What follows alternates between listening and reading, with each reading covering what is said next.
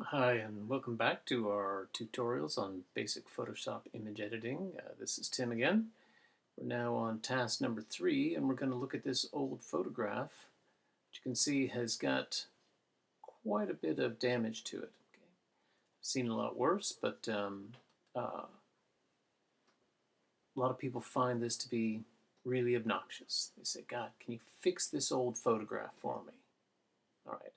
So what's important to me on this is that you understand the difference between objective controls and subjective controls.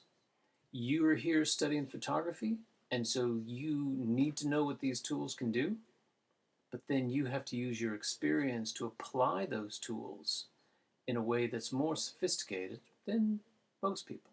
All right? So lots and lots of people have Photoshop, but you're going to be more proficient at it and use better judgment than what most people do. All right, so look at all the stuff that's wrong here. Okay. The scan is crooked. You can see the verticals aren't straight. You can see this is a really old print. It's got some damage from staining, cracking. We could spend all day retouching all these small cracks and spots. You can see that it's also got this fuzzy soft edge to it. Right? Back in the good old days of film, you can tell that's easily comes because this was the last frame on a roll of film, and when it was placed in the carrier to hold the negative, the frame was too short, and so the edge of it curls just off the edge of the metal neg carrier, and so it goes out of focus and gives us this soft edge too. All right? So I've cleaned this up in the past, and I've taken out these marks along here and taken out the dust marks. We can straighten up the image. If you wanted to be really fast, you could take your crop tool and say, oh, sure, let's just crop out all that stuff. And we'll straighten up our image. We'll lose those crooked edges. If I can move this stupid thing.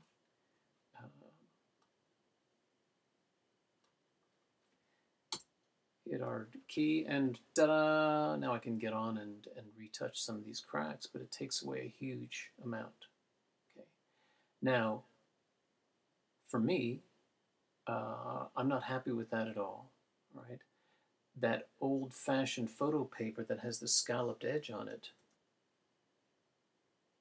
adds to the character. The marks along the edge, they're on the edge. It helps demonstrate that this piece of photographic material has a history behind it.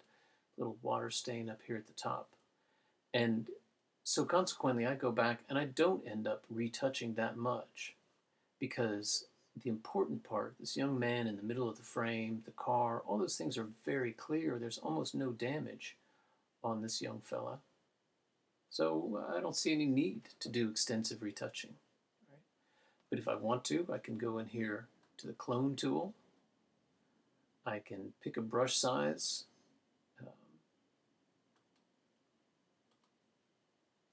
Let's move that up to about 40 pixels.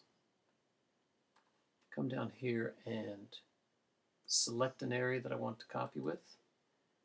Slide along here and paint out these marks. Okay. See how you're going to take a while cleaning all that up. So that's probably not a very efficient way of doing that.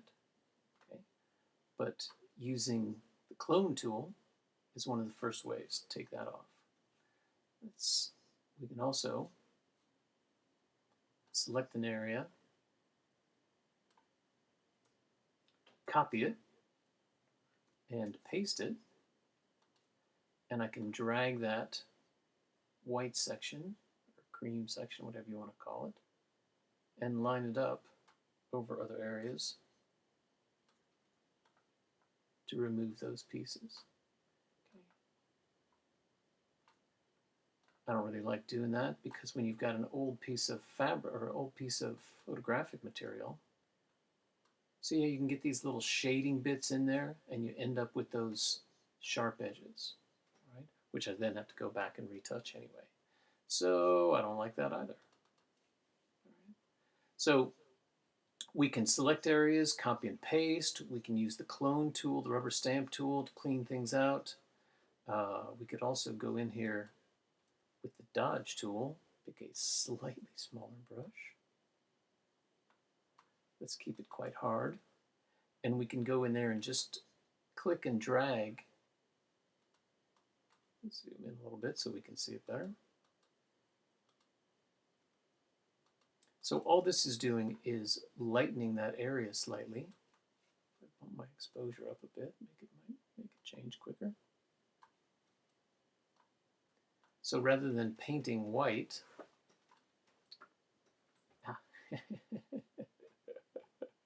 he says clicking away with nothing happening because I'm on the wrong layer. Look on the layer palette over here. How many thousands of times have I pointed out to people in class, said, oh wait, you're on the wrong layer. Let's try that again. Yay!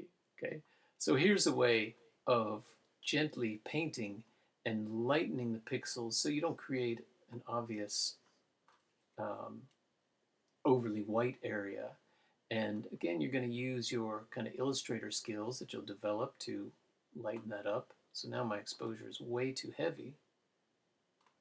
So this is where that subjective interpretation comes in. You're going to come in there and you're going to do that gradually and delicately. Step back and go, what works, what doesn't work? Well, clearly where I have these multiple layers that I cut, it's kind of a mess, all right?